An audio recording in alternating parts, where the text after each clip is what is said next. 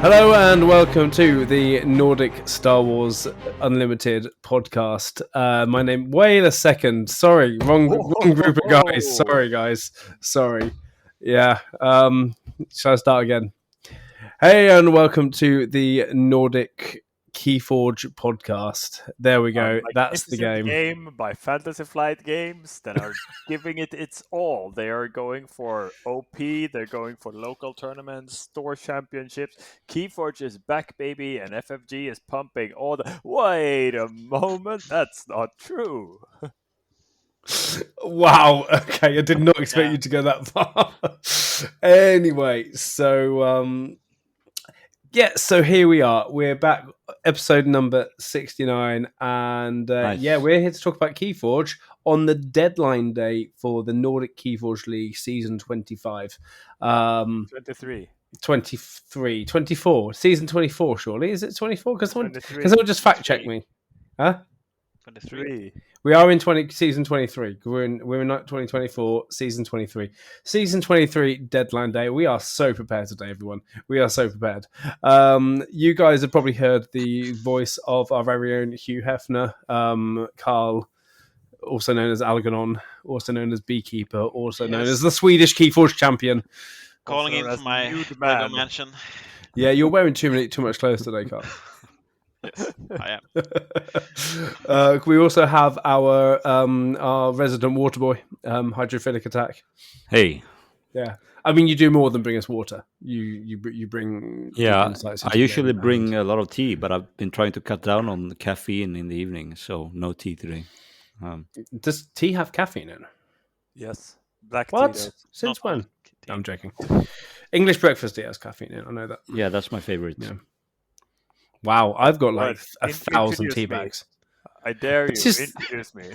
Sorry, what was And we also have our really unsarcastic, unfunny host here as well, as Aramis, who's decided to come in last minute because, I don't know, you weren't even going to come and then you suddenly just popped in before we started recording and we don't know what we're doing yet. So Aramis, hey, how you doing?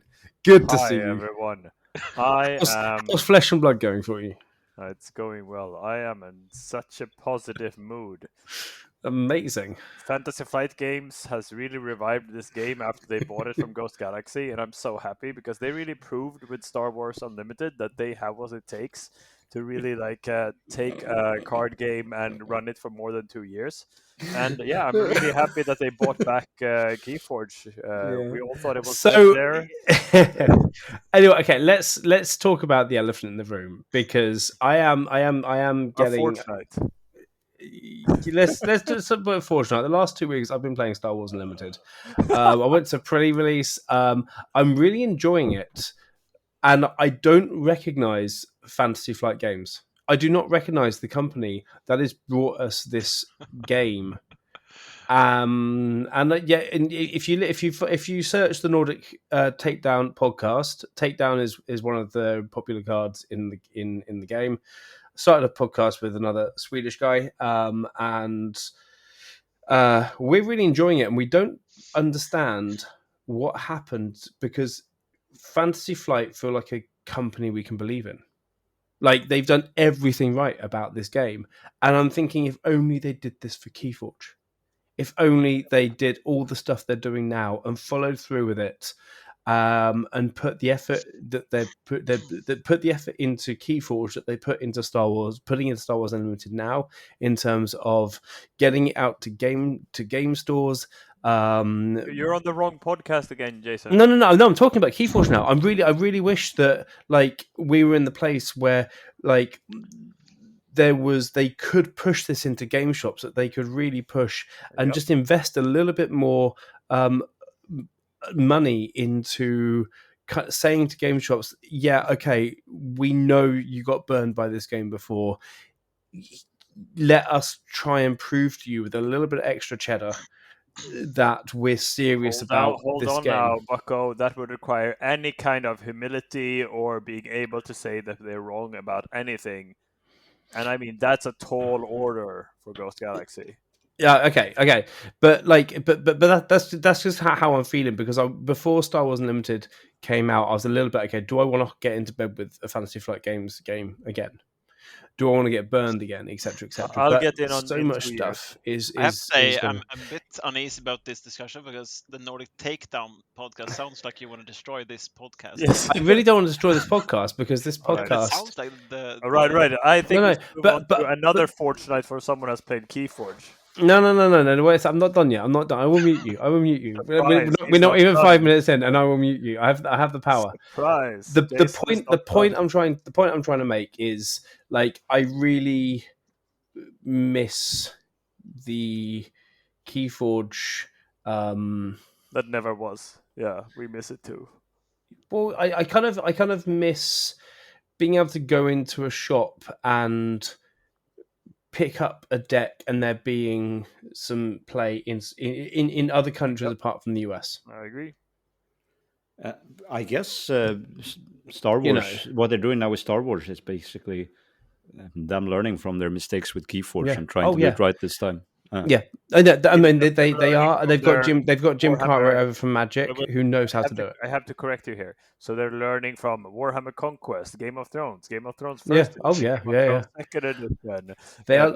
Let's see, Netrunner. You could argue that they've had the chance to learn this lesson. Yeah. Exactly. Yeah. Before. Jason, I'm sure in 2 years' time you'll have an episode on your Takedown podcast where you will discuss like what went wrong.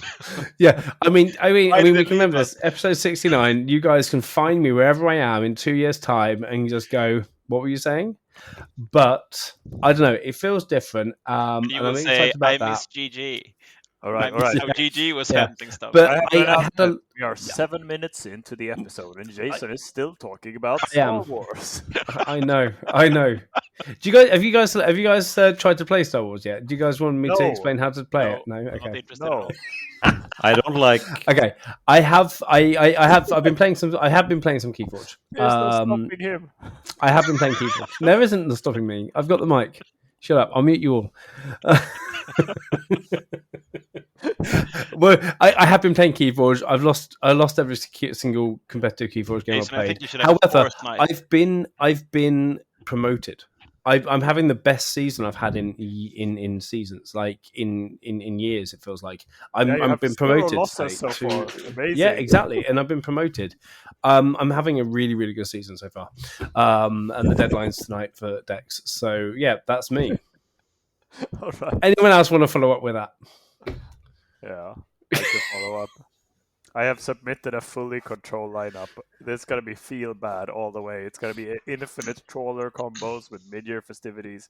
It's going to be Infernus and Ita's Jar. It's going to be triple befuddle.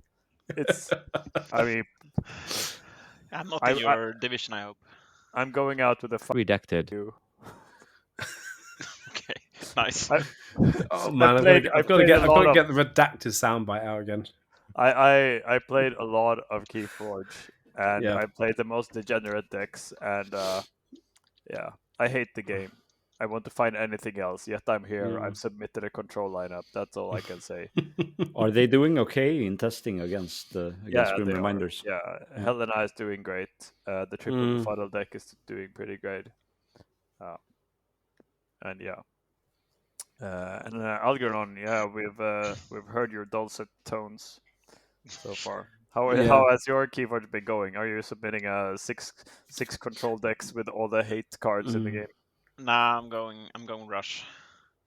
That's the other solution. Yeah, I'm adding another Kota and yeah. So basically that. But I'm bringing 3 new decks. Carl, 6 Kota lineup. Well, it's the most fun I have in KeyForge, so yeah. Like you wanna spend as few turns as possible with those Grim Reminders decks. So, I mean, you've got to stick with your laurels. Like you're the Swedish champion on Kota. Yeah. I mean, you want to spend as few turns as possible playing KeyForge. Yeah. that's the best lineup strategy going forward. Yeah. Oh. Good point. I am playing one rush deck. I'm bringing my super speedy 11 creature Kaibang deck as well. Because so are we just forgetting the Forge Knight area of this and going straight into our lineups now? Basically, but we're gonna ask the next person, Hydro, as well. Hydro, the next person. Wait, Hydro is bringing. Let's see. Yes, I have done so much preparation. I've put 50 hours into Final Fantasy VII Rebirth. That's my Forge Knight. I thought you were going to say I've put 50 hours into low curve. No, I haven't put any minutes into playing KeyForge actually. And welcome to the Nordic Final Fantasy podcast. Yeah. So Hydro is the winner. He spent the least time playing KeyForge. So I am just taking the exact same lineup as last season. Which you would have done that if you could have played 400 hours of KeyForge. I think it would have been. So yeah, I'm taking the same lineup as last. Yes, that's true. So I'm just taking the shortcuts to the same outcome. So yeah. But did last season you changed decks, didn't you? Yes, last season I put in 2 new decks which performed well in that meta. So we'll. But you're not putting Grim Reminders in?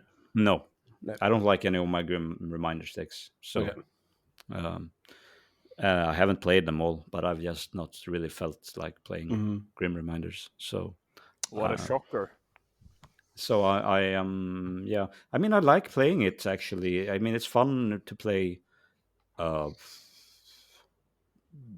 super good Grim Reminders. It's really fun. But, that I agree with.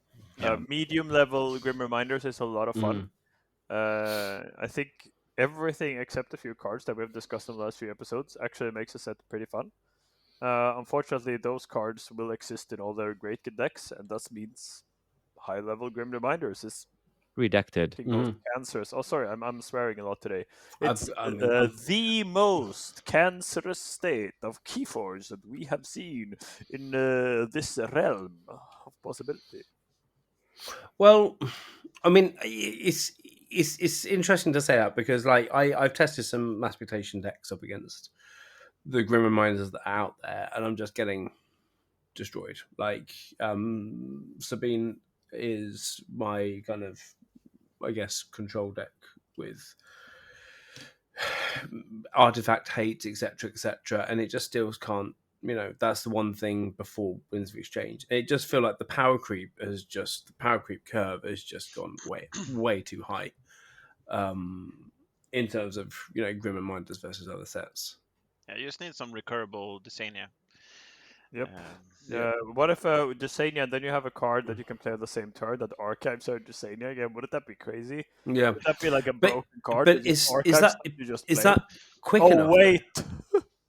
But is that still quick enough though to go up against some other? Well, it breaks the Winds of Death. Like Desania does break the archive 17 creatures. Yeah. Basically, my hedge against Winds of Death is that I have a lot of cards, a lot of creatures that give me amber on play. So maybe. Ye old Dust Pixie strategy. Yes. Yes. Okay, Dust Pixies can go on the list. Yeah. The only like consideration I've done for Grim Reminders really, because it's the same lineup as before, I was considering switching out my triple Infernus deck with the quadruple Brad Penny, and I'm keeping it just because I think the Infernus is so good. That's definitely good. Yeah, but we still won't see like Grim Reminders taking over since we can only have 2 of it. Yeah. So if you ban one of them, then you only have one matchup versus Grim Reminders. So yeah, it's a shame that the distribution hasn't been as Ghost Galaxy have wanted worldwide at the moment, because I saw Yasavo, he dropped out the league today or yesterday because he hasn't had Grim Reminders. He can't get hold of Grim Reminders decks. It's a case of if you didn't back the Game Found worldwide, you don't you still don't have it. I think I heard Alpha Spell got it in stock today. Manator still haven't got it in. We still don't know when the store championship is, and we've got we haven't even booked it in because we don't know if we're getting the stock. So like it's a shame that the rest of the world is missing out now on a proper release of this game because people having to drop from the league this season. Yeah, especially since we also delayed the start of this season to make sure that people got a chance to buy the decks. Yeah, and yeah. Here we are. And there could be many distribution reasons for this, and we don't know the details, so we won't speculate on anything more than we speculated on in the first 15 minutes of this podcast episode. But it's I think it's good that we did go for limiting to 2 Grim Reminders, because I probably would have gone 3 or 4 Grim Reminders in my lineups this season. So yeah, and I'm going all change. I'm only bringing 1, but it's because I really don't want to test them. I feel no joy in testing Grim Reminders decks now, because I get annoyed by the design of the set. And I mean, this could be our shortest episode ever. It's good that you talked for 7 minutes at the start, because I mean, we've already gone through our lineups. Yeah. I mean, I'm bringing my Hallowfest deck back, and that's the only deck I'm keeping. Then I'm playing 2 of the decks that Riku sent me over, that I got from Riku. Okay, nice. WoW decks, which are just really fun. I haven't decided. I mean, it's not on paper yet. It's not fully decided, but that's what it's looking like. And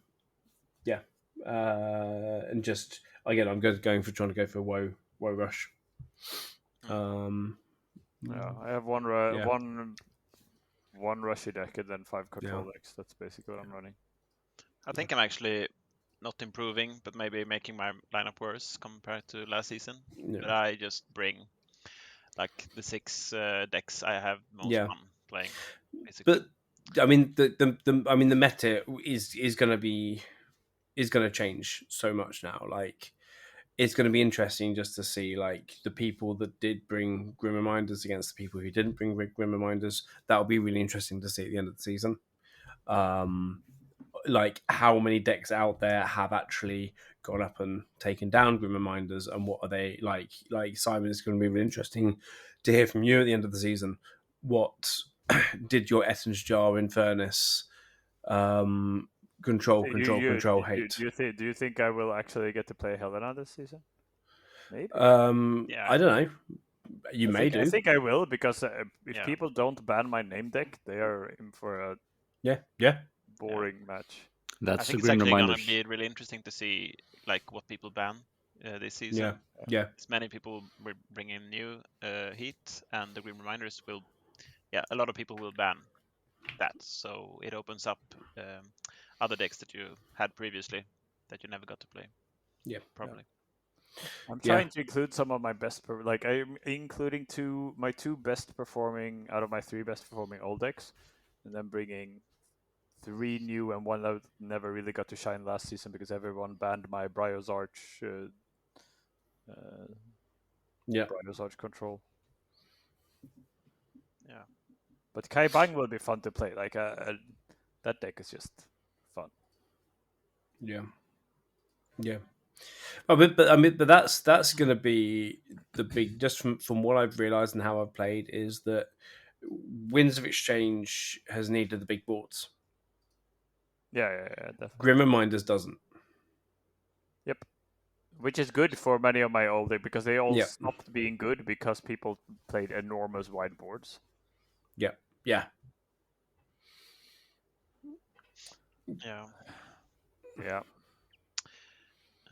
Cool. So that's been episode 69. Yeah, I mean, I'm done here. Like, what else? What else do we have to say? We could give tips to people preparing their lineups, but the tips is basically, Yeah.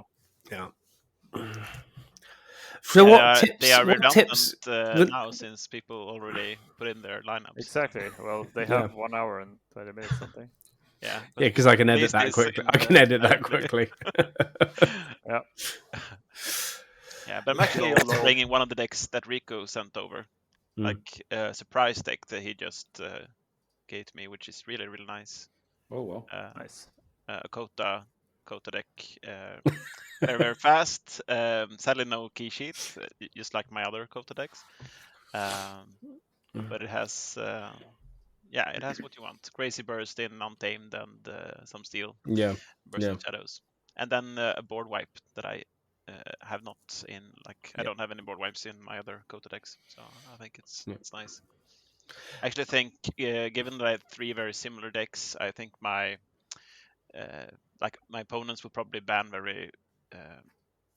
I think I can predict pretty much what they will do in most matches. Yep. Which is nice, I guess. Yep. All right. So okay, guys. So what you're looking forward to in KeyForge? I'm looking forward to store championships and post-release. Like we have. Oh yeah, the post-release. Yeah, we have some sealed events with the pre-release packs, which will be held after like half a month after the release is set in our shop. Yeah. I'm looking forward to Ghost Galaxy realizing they were wrong, should have nurtured their community. The failure of Ember Skies and their admission that they suck. And they should have just done one thing right, listened to some people who actually know this community and the game, errated Winds of Death while they still had a chance, go for store championships. I think they still have a chance. I also think they still have a chance. That's why I keep submitting my please, for the love of God, reverse course, save the game. You could do something right here. I also sent in after you posted today. With the same sentiment. I think they can still fix like what's making Grim Reminders utterly broken at the top level. Yeah. With some, like with those 2 cards being fixed, that solves a lot of things. And really hope they listen to that. Yeah, there has to be some erratas in this moving forward, because it is. It's not fun on either side of the game. If I'm playing Grim Reminders, I'm not enjoying winning. Yep, same. You know, if I'm playing non-Grim Reminders, I'm not enjoying being destroyed. Yeah, because I have no chance. It's not the fair, even back and forth game that we know KeyForge to be. Yeah, like top level Archon will move into what top level Alliance has been, which is basically just a race and luckfest. And 0 interactions a lot of times. Yeah, and it's really sad that it's come to that now. Because I remember trying Grim Reminders out. I mean, you all heard us like playing Grim Reminders, playing it for the first time. It was so much fun. Like the stuff that you can do with the deck, the scrap stuff. It's a lot of fun to actually do it, but it's not. It's only fun for so long to play solitaire. Yeah, I still find it super fun. Like, I don't have any of these like super broken decks, so I enjoy my decks that I have. Yeah. But like some of the decks you face, once they go off, it's just not KeyForge anymore, really, I feel. And at the top level, at Archon tournaments in the future, those are the decks we will see. Yeah. Oh, yeah, definitely. So it's a problem, not particularly for me, I guess, since I don't play those tournaments. I play nkfl. I can ban stuff. We can have our own restrictions and stuff. But it's a problem for the game because those are the formats that they are pushing. And yeah. So we'll see. Hope they can change it. You know what format will be really fun with the Grim Reminders? Adaptive. Yeah, or just taking a sealed deck and playing with it without modifying it in any way. That could also be quite fun. Could also be. That's a groundbreaking idea. Yeah, it's almost like you could base an entire game around it. I don't know, and just play it. Yeah. I also think that format has the advantage that it's fun for the other sets as well. Probably. Yeah. Like. Could work for all sets, just as adaptive works for all sets. Yeah. But yeah, they're digging the grave in that, like releasing these the power creep sets and narrowing down what we can play competitively, and it's just those two things together makes for. But why? What do you think the reasoning is behind that they bring out two, like Winds of Exchange was more powerful, but it was beatable. I think it's they were afraid of doing another Dark Tidings and they overcompensated. I think Winds of Exchange I think was still on the right side of that. But I think probably they didn't really test for like the tail end of the distribution when you get all of these cards, mostly in Geistoy, that really synergize with each other and turn the game into solitaire. And they didn't test those cards that are fine on their own but really become busted when you combine them all together. That's my guess. Like some limited, they wanted powerful cards to make the set not weak, and then they didn't properly test the top end of that. That's my guess. I don't think it's deliberate. That's my. I don't know. I agree. Yeah. It's interesting. I think the balancing or the testing, I think, is made with like sealed play in mind, but then we don't really have sealed play, which is weird because most sets that are like power crept or increased in power level works very well in sealed, because like every deck you open will have some fun combos that play out. You don't have those dud decks that do nothing. I mean, and that's one thing.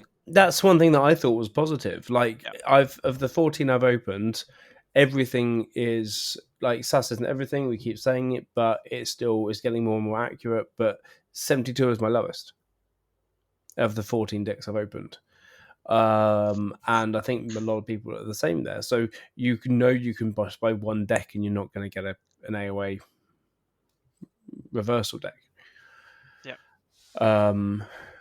Or not even that. I mean, to be fair to them, I think just raising the floor is a good thing that they have done. Yeah. Yes. So that is good.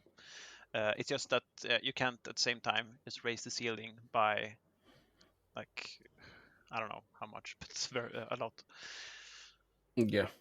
It's this saying that the road to hell is paved with the good intentions. I guess it's kind of applicable here.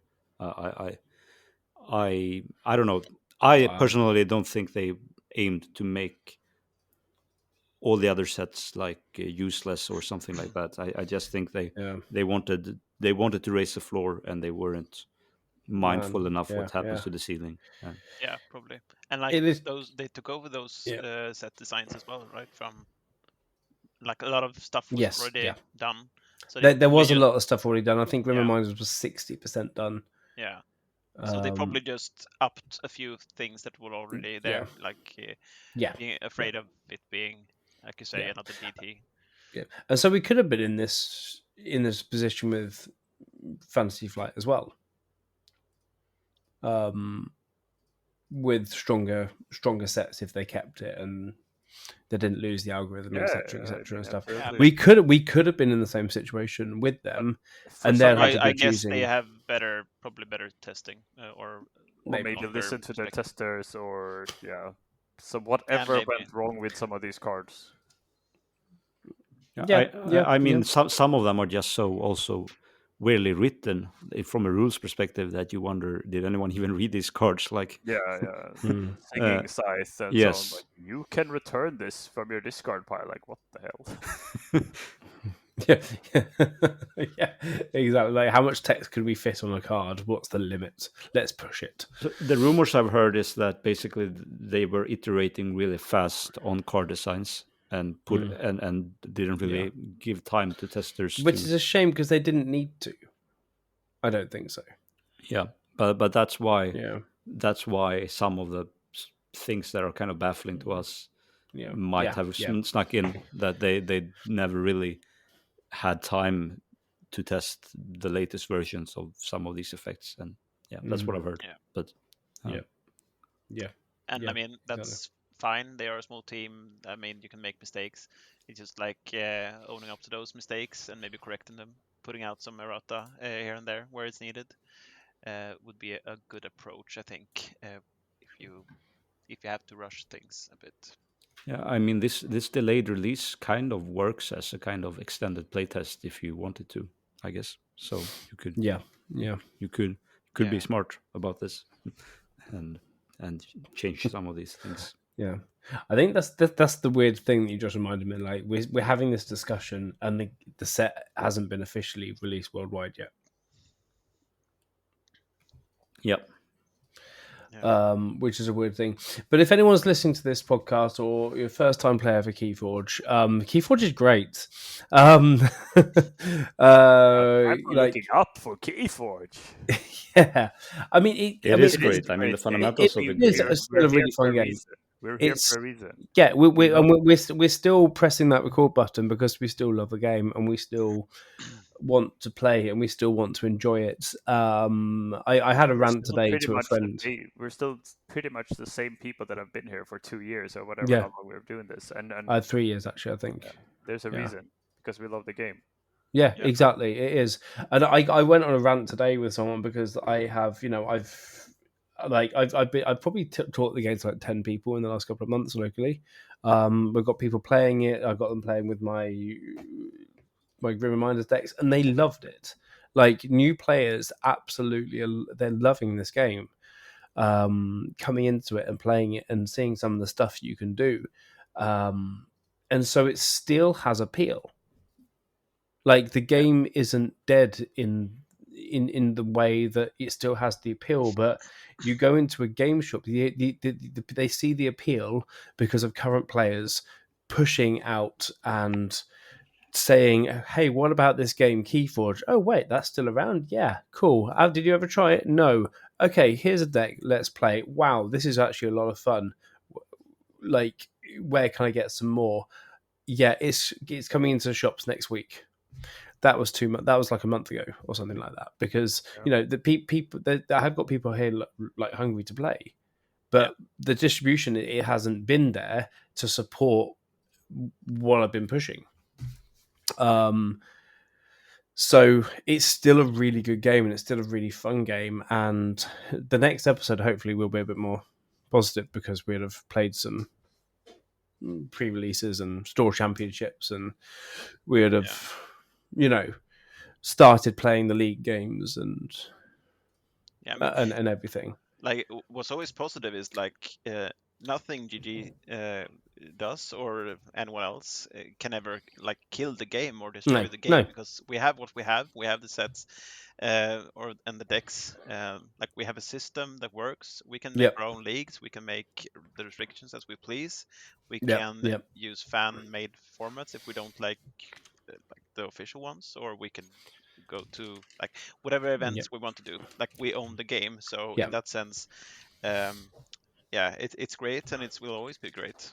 But I mean, you can be depressed at times for what could have been, but it's still great. So because I mean, and we said this during the hiatus, and everything. Like we love the game, so we want it to see. We want to know it's got a future and be excited about where it's going, and that's what will make other people pick up and other people start to enjoy the game as well. Run over. Yep. Yeah. I'm actually gonna I'm gonna make a local like small gaming convention this May with my local game group, and nice. I'm gonna host like beginners KeyForge tournament there, in a way to just give out all my decks that I have. Like, here I need to get rid of them somehow. I mean, that's what I've been doing. Like I bought like 100 Worlds Collide bulk decks off of Gunnar, and I probably have about 20 of them left. I've just been giving out decks, giving out playmats, giving out tokens, etc., etc. Yeah. And it works because people are like, oh, this is great. And they've been, playing. They've been coming. They brought back a couple of friends, and they just to the game group on our Monday nights and just sat in a corner and picked up a couple of decks to play KeyForge while we were playing another game. it was. I finally got Dune Imperium Uprising, and such a good game. Yeah. If for those board gamers out there, if you get a chance to play Dune Imperium Uprising, which is the new replacement for the base game of Dune Imperium, you won't ever want to play the base game of Dune Imperium again without playing I only Uprising. play the base game. It improves it so much. So we've been kind of going to that on a Monday nights, but people have still been coming back up after that KeyForge night and saying, "Yeah, can I borrow a couple of your decks again, and so we can play this?" Because that is super fun. Like I wish I wanted to start something local. Yeah. I wish I could go to my locals and say, "Hey, this game has really been revived." Like once again, I wish that is in 2 years' time.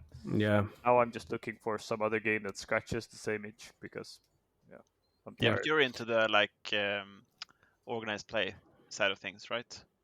Yeah, but with the reason why I can't seem to quit KeyForge is that I just love the looking for decks so much.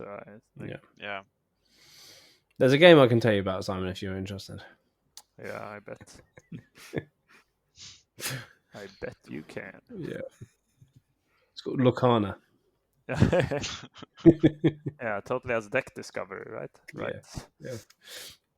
I mean, it's really fun. Like the April Fools that we did a couple of years ago when we said this was the Nordic Digimon podcast, just as a joke. I think it's come back to kind of bite me on the arse a little bit because there's actually about a bigger community here in Quivda playing Digimon than there is playing KeyForge. And I'm just like, okay. I noticed them the other day playing there during one of the Magic sessions. And I was thinking, hang on a second. Yeah. Maybe it's apparently good. It's a good I've game. never played it. Yeah. Well, might be good. Yeah, apparently it's a good game. Digimon players out there, we are sorry we made fun of you or your game. I mean, you will always have inferior games with good IPs that draw attention, like the new Star Wars game, for example.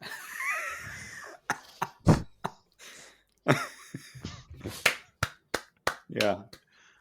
Except I don't like Star Wars either. So yeah. You don't like Star Wars? No.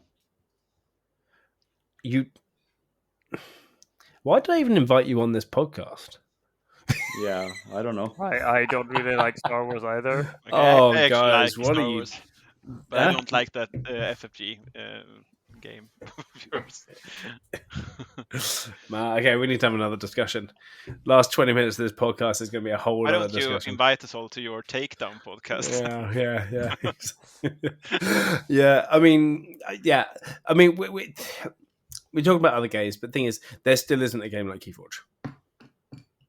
No. Like, there's still the uniqueness of KeyForge. You still won't get the game where you can just pick up a deck and play.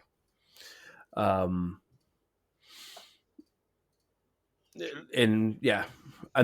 that's the game, and that's the main game. And that's why we stick around.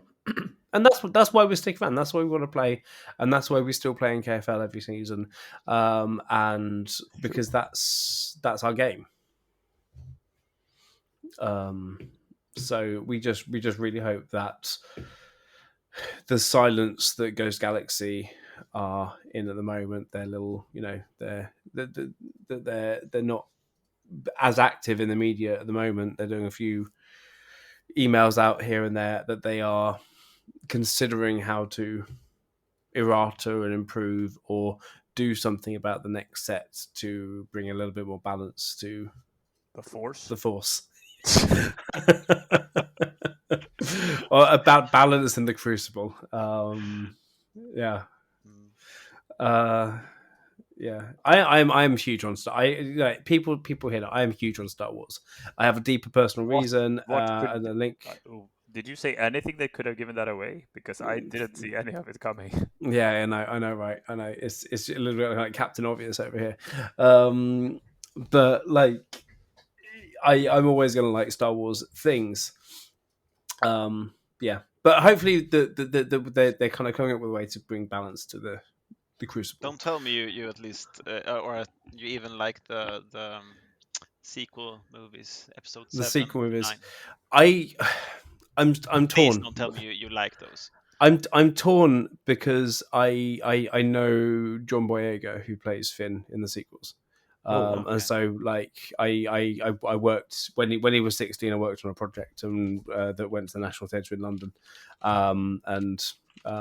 so I've worked with him before. You can't say that you. So I can't say fully no. No. I can see what they were trying to do, but the second episode of the trilogy was just like it needs to be redone. That's the one actually, because Star Wars fans hate it. I like. That's the one. The only one you like? That's the one I think I would like out of all of them, because I haven't seen it either. But it had some great things. Like Disney's handling of the Star Wars IP is worse than GG's handling of the KeyForge.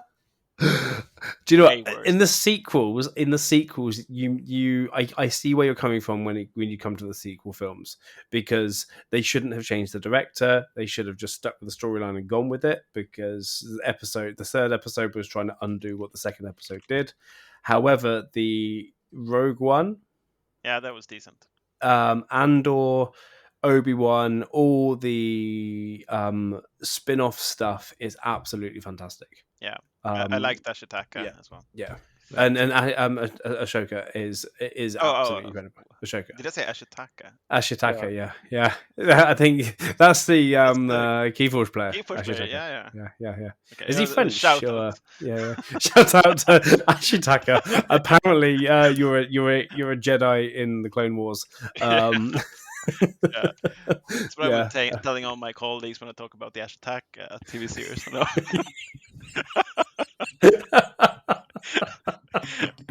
Okay, Ashoka was great. Yeah. I mean, there's a lot that were great, and they were so good, and it actually makes Hayden Christensen look good as Darth Vader. What? Or as Anakin Skywalker? How is that possible? No, but because the sequels weren't as good, that when you watch the prequels, you actually kind of think, well, maybe he's not that bad. Right, we've gone over 40 minutes. We've done the minimum. Bye, everyone. Yeah, now we're really scraping the bottom of the barrel. Yes. We're discussing Star Wars. We're discussing Hayden Christensen. We started with Star Wars and we finished with Star Wars. Yeah, we're discussing the sequel trilogy. Like, is there any discussion that people are more sick of in the world than... Good luck, everyone, for season 23. There is so much like moving and shaking, and how many were we in the end? We were 212, 16 or something. 216 players, still holding steady. And I mean, considering that season 24 will be 15 people, this is probably the best we're gonna get. I don't think it will go down that much. But it's still going strong. A few players have dropped out, and a few players, probably a bit of KeyForge burnout, waiting for Grim Reminders. So, but quite a lot of new players as well. There is quite a lot of new players, which is also really good, and we should encourage the new players to play this game. We want to encourage the new players to play this game. We're just in an odd place at the moment, being the seasoned veterans of the game. That's how it is. All right, and that's just how it is. Real. So let's good luck for the season. Forge on and prosper. That's good night from me. Bye. May the force be with you.